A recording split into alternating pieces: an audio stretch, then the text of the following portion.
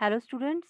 तो हम लोगों का ये जो आज का टॉपिक है प्रोटीन, ये मैंने आपको बताया था, इससे रिलेटेड मैटर मैंने आपको शेयर किया हुआ है। एमिनो एसिड्स के बारे में हम लोग पहले ही पढ़ चुके थे, बट अब फिर से हम लोग ये प्रोटीन्स के बारे में थोड़ा सा डिस्कशन करते हैं। तो आप प्रोटीन्स का डायग्राम यहाँ पर स्क्रीन पर देख पा रहे हो, और यहाँ से हम लोग डिस्कशन स्टार्ट करेंगे अपना।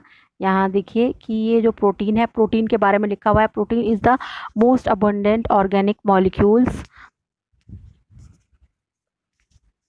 most abundant organic molecules of the living system. They form about 50% of dry weight of cell. Okay students, they are most important for architecture and functioning of cell. Proteins और polymers of amino acids. Completely ये कैसे बनते हैं? Amino acid से बनते हैं। तो hydrolysis, दो एमिनो एसिड्स की हाइड्रोलिसिस से प्रोटीन बनता है। 20 स्टैंडर्ड एमिनो एसिड्स प्रेजेंट होते हैं which are repeatedly found in structure of proteins. चाहे एनिमल हो, प्लांट हो, माइक्रोब हो, कोई भी हो, सभी में यही 20 स्टैंडर्ड एमिनो एसिड्स पाए जाते हैं।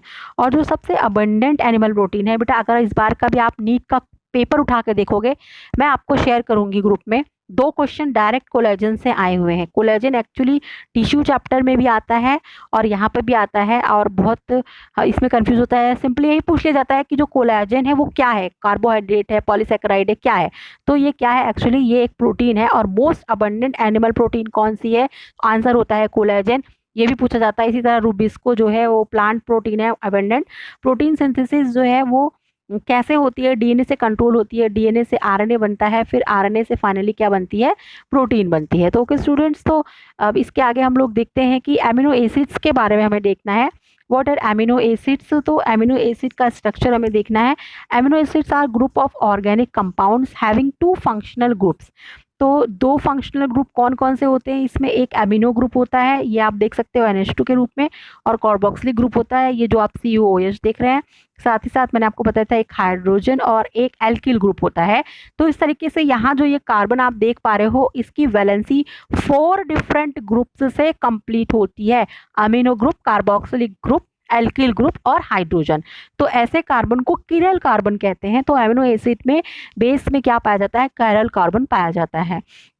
एमिनो ग्रुप बेसिक नेचर का है, COH ग्रुप एसिडिक नेचर का है, और R जो है वो ग्लाइसिन में R भी H हो सकता है, यानी ग्लाइसिन में आपको 2 H मिलेंगे, अभी हम लोग डिस्कस करेंगे। जबकि R एल्किल ग्रुप, एलानिन में मेथिल होता है और सेरीन में हाइड्रोक्सी मेथिल होता है। तो ये सेरीन का, ग्लाइसिन का, एलानिन का स्ट्रक्चर बुक में बना हुआ है। PDF जो NCERT रीडिंग मैंने शेयर की हुई है उसमें आप देख सकते हैं, और ये चैनल पर अवेलेबल है। All amino acids contain CHO and N, but some of them additionally contain S. कुछ कुछ में सल्फर भी होता है। Physical and chemical properties of amino acids are due to amino group, carboxylic group and R functional group.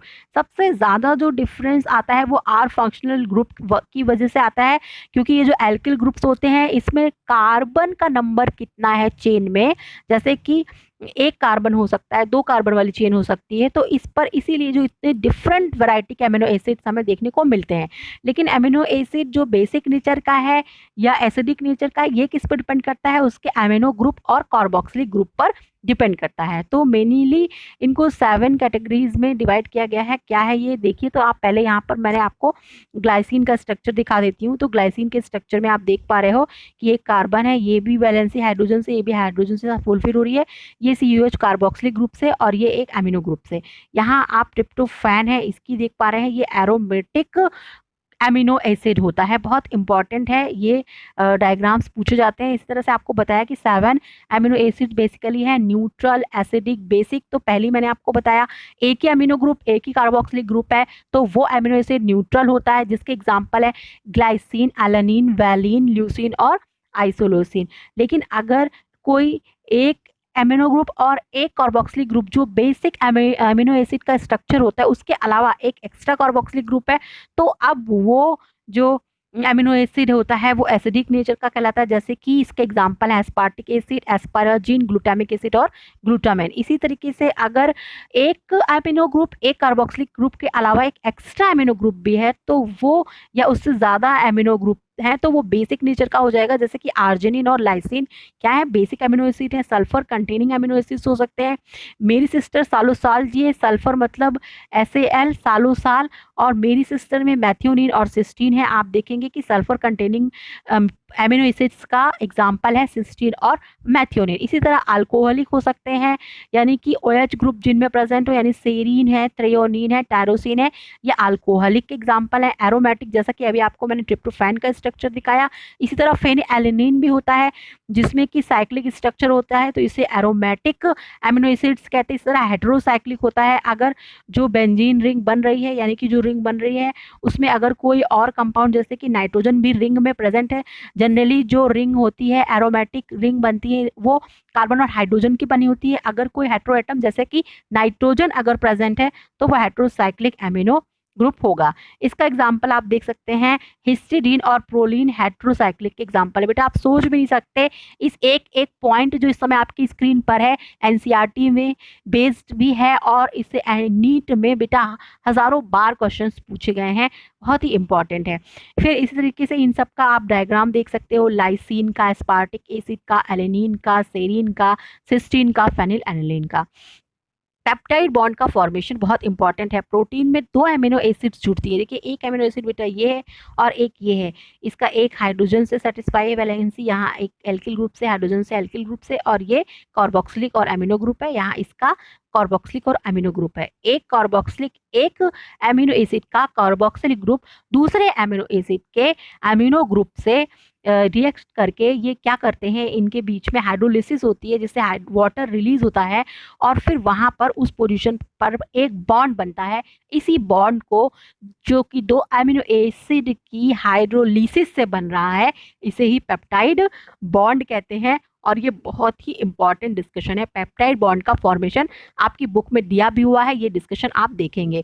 इसी तरह यहाँ पर भी पेप्टाइड बॉन्ड फॉर्मेशन को थोड़ा और बताया गया है, जैसा कि बुक में आपके बना हुआ है। Amino acids are linked serially by peptide bond, CONH bond से इसे रिप्रेजेंट करते हैं, formed between the NH2 means amino group of one amino acid and carboxylic group of adjacent amino acid. यहाँ पर आप देख सकते हैं कि इस अमीनो एसिड के कार्बोक्सिलिक ग्रुप और इस अमीनो एसिड के अमीनो ग्रुप के बीच में क्या बन रहा है, CONH बॉन्ड बन रहा है। ये बॉन्ड जो है CONH बॉन्ड, यहाँ पर क्लियरली आप देख पा रहे हो, यही क्या है, ये CONH बॉन्ड ही पेप्टाइड बॉन्ड है। The sequence of amino acids present in a polypeptide is specific. हर एक प्रोटीन, जैसे एग्जांपल के लिए आप देख सकते हैं एड्रेनलिन है, वो एक प्रोटीन है, या आप इंसुलिन देख सकते हैं, या ग्लूकागॉन है, ये सब प्रोटीन है।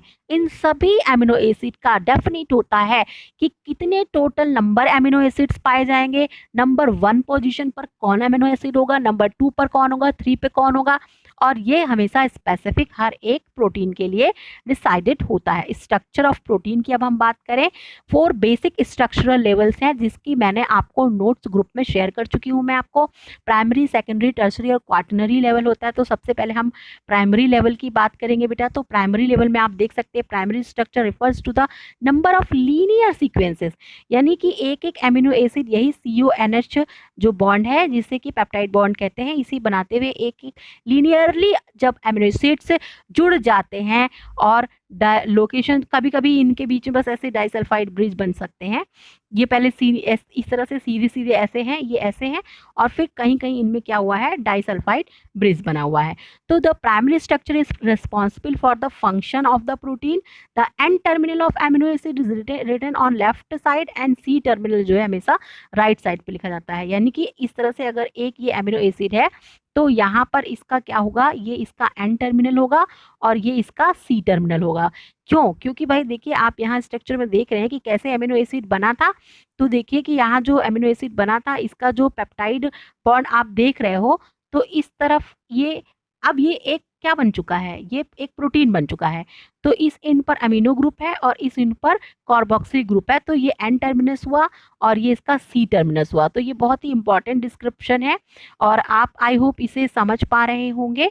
और सेकेंडरी स्ट्रक्चर क्या है? The folding of the linear chain into a specific coiled structure is called as secondary structure. तो ये 3 टाइप्स के सेकेंडरी स्ट्रक्चर फॉर्म करते हैं। प्राइमरी लीनियर स्ट्रक्चर से अल्फा हेलिक्स बन सकती है, बीटा प्लीटेड शीट बन सकती है, या कोलेजन हेलिक्स बन सकती है। तो इसे हम देखते हैं कि इसे कैसे है कि यहाँ पर देखिए वही जो चेन इस तरह से जुड़ जुड़ कर एमिनो एसिड की बनी हुई थी प्रोटीन के रूप में, ये इसे ऐसे प्रेजेंट करें अगर हम, तो यही चेन अगर एक हेलिक्स जैसा स्ट्रक्चर बना लेती है, और देखिए इसके हेलिक्स के रीजन्स पे, डिफरेंट रीजन पर पेप्टाइड बॉन्ड CONH बॉन्ड बन जाते हैं, तो इस स्ट्रक्चर को क्या कहते हैं? ये क्या है? H बॉन्ड्स होते हैं। अल्फा हेलिक्स, हेलिक्स में एक्चुअली हाइड्रोजन बॉन्ड है ये। तो हाइड्रोजन बॉन्ड्स जो पहले तो पेप्टाइड बॉन्ड पहले से बने हुए हैं, और इसमें बीच बीच में ये हेलिक्स का फॉर्मेशन जो होता है वो हाइड्रोजन बॉन्ड बनने से होता है। ये एक सेकेंडरी स्ट्रक्चर है। इसी तरह से बीटा प्लीटेड शीट का फॉर्म बन सकता है, और या फिर कोलेजन हेलिक्स है। तो ये सभी इसके क्या है? सेकेंडरी स्ट्रक्चर है। यानी कि एक धागा था, उस धागे को आप गोल ऊन में लपेट सकते हैं, या उससे कोई स्ट्रक्चर बना सकते हैं। जैसे उसी तरह से एमिनो एसिड की जो स्ट्रेट चेन होती है, लीनियर चेन होती है, उससे सेकेंडरी स्ट्रक्चर्स बनते हैं। टर्शियरी स्ट्रक्चर की बात करें तो हेलिकल पॉलीपेप्टाइड में fold upon itself and assume a complex. जैसे कि मैं आपको बता रही हूँ कि जो ऊन होता है, थ्रेड होता है, वुलन थ्रेड होगा, उससे आप बहुत सारे स्ट्रक्चर्स बना सकते हैं। तो प्राइमरी लेवल पर कुछ स्ट्रक्चर्स छोटे छोटे बनाकर उनसे उसके बाद दूसरे स्ट्रक्चर्स बनाए जा सकते हैं। उसी तरीके से जो प्रोटीन थ्रेड होता है, इससे जो टर्शियरी और क्वाटरनरी स्ट्रक्चर्स भी बनते हैं। जैसे कि आप देख रहे थे कि ये हेलिक्स जो बनी हुई थी, फिर वो हेलिक्स एक स्पेशल अरेंजमेंट अलग तरीके से बन गई। तो यहाँ पर आप देख पा रहे हो कि ये स्फेरिकल स्ट्रक्चर बना सकती है, रॉड लाइक बना सकती है, या इनके बीच का कोई स्ट्रक्चर बना सकती है। इसी तरीके से फिर अलग अलग देखिए ये अलग अलग बने हुए जो टर्शियरी स्ट्रक्चर्स थे, फिर ये साथ जुड़ करके एक क्वाटरनरी स्ट्रक्चर बना रहे हैं। तो ये क्वाटरनरी स्ट्रक्चर में 2 या 2 से ज़्यादा पॉलीपेप्टाइड चेन जुड़ी होती हैं, जो कि जैसे कि आप haemoglobin, popularly known globin protein जो इसमें है, तो ये स्ट्रक्चर आप जो देख रहे हैं, ये क्वाटरनरी स्ट्रक्चर ऑफ प्रोटीन को प्रेजेंट करता है। बेटा बहुत ही इंपॉर्टेंट ये डिस्कशन था। तो यहाँ पर पूरा एक साथ देख रहा है आप कि पहले ये लीनियर चेन थी, इससे सेकेंडरी स्ट्रक्चर बना, इससे टर्शियरी स्ट्रक्चर बना, और फाइनली ये क्वाटरनरी स्ट्रक्चर बन गया है। तो यहाँ लेवल ऑफ प्रोटीन फॉर्मेशन तक हम लोगों ने पढ़ लिया। टाइप्स ऑफ प्रोटीन वगैरह हम लोग आगे दूसरे डिस्क्रिप्शन में देखेंगे। तो फंक्शनल क्लासिफिकेशन, अगर फंक्शन के आधार पर प्रोटीन क्या बना रही है, क्या काम कर रही है, इस बेसिस पर डिवाइड करेंगे। तो प्रोटीन जो है कोलेजन फाइबर के रूप में हमारी बॉडी में पूरी टिश्यू में फैली हुई होती है, और इसी तरह केराटिन के रूप में हमारे नेल्स में, हेयर्स में पाई जाती है। तो वो स्ट्रक्चरल प्रोटीन का एग्जाम्पल है। कोई प्रोटीन ही जो होती हैं वो एंजाइम का काम करती हैं, या फिर हीमोग्लोबिन है तो उस रूप में ट्रांसपोर्ट प्रोटीन है, वो इंसुलिन या ग्रोथ हार्मोन है, वो हार्मोनल प्रोटीन है। इसी तरह से एक्टिन मायोसिन जो फिलामेंट है, जो मसल्स के बेसिक फिलामेंट होते हैं, मायोफाइब्रिल्स इसे कहते हैं, इस फॉर्म में कंट्रेक्टाइल प्रोटीन है। ओवा एल्ब्यूमिन है, ओवम में जो होती है, ये फूड स्टोर करती है और नरिशमेंट प्रोवाइड करती है। एग में आप इसे देखते हैं। जेनेटिक प्रोटीन्स में न्यूक्लियो प्रोटीन है। इसी तरीके से डिफेंस न्यूक्लियो प्रोटीन में जो डीएनए एक्चुअली बनता है, डीएनए में ये हेलिक्स होती है, और इसे पैकेजिंग करने के लिए इसके साथ हिस्टोन और नॉन हिस्टोन प्रोटीन जुड़ी होती है, उसी को कह रहा है न्यूक्लियो प्रोटीन। या डिफेंस प्रोटीन जैसे कि एंटीबॉडी, इम्यूनोग्लोबुलिन्स भी उन्हीं का नाम होता है। तो एंटीबॉडी भी क्या है? एक तरीके की प्रोटीन है। रिसेप्टर प्रोटीन्स होती हैं। तो ये आप देख रहे हैं कि ये प्रोटीन के आपको फंक्शंस भी पता चल गए हैं। तो सिंपल, अब अगर प्रोटीन जो है वो एक ही टाइप के एमिनो एसिड रेसिड्यू से बनती हैं तो उसे सिंपल प्रोटीन कहते हैं। या उनमें एमिनो एसिड में नॉन प्रोटीन प्रोस्थेटिक ग्रुप भी हो, यानी कि प्रोटीन में सिर्फ और सिर्फ एमिनो एसिड्स से ही पूरा बनती है, तो वो सिंपल प्रोटीन होती है। या एमिनो एसिड के अलावा नॉन प्रोटीनेशियस स्ट्रक्चर्स जिसे हम प्रोस्थेटिक ग्रुप कहते हैं, वो भी होते हैं, और वो प्रोटीनेशियस और नॉन प्रोटीनेशियस दोनों ग्रुप मिल करके प्रोटीन बनाते हैं, तो उसे कॉन्जुगेटेड प्रोटीन कहते हैं। और कभी कभी जो सिंपल प्रोटीन है, इससे कोई दूसरे इसके डीनेचर होने से या डिराइव होने से कुछ प्रोटीन बने या कॉन्जुगेटेड प्रोटीन से डिराइव होकर प्रोटीन बने तो उनको डिराइव्ड प्रोटीन्स कहा जाता है।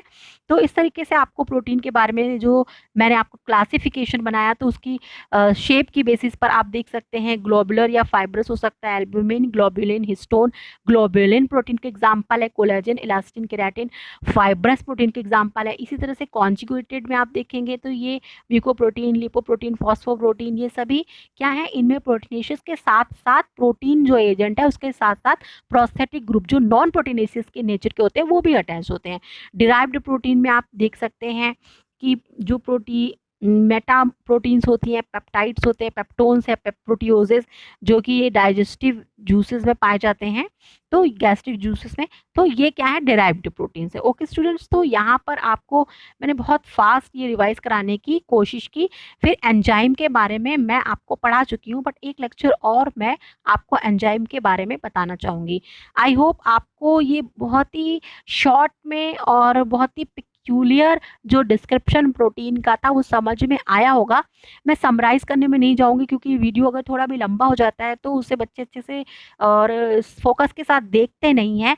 तो यहाँ आपको जो प्रोटीन के बारे में इंफॉर्मेशन दी गई है, रिकॉर्डेड है, वॉल्यूम को अपने अकॉर्डिंग एडजस्ट कर सकते हैं। वीडियो में मेरी स्पीड को आप अपने अकॉर्डिंग प्लेबैक स्पीड में जा करके एडजस्ट कर सकते हैं। आई होप आपको ये लेक्चर अच्छा लगा होगा और आपके लिए हेल्पफुल होगा, रिवीजन में काम आएगा।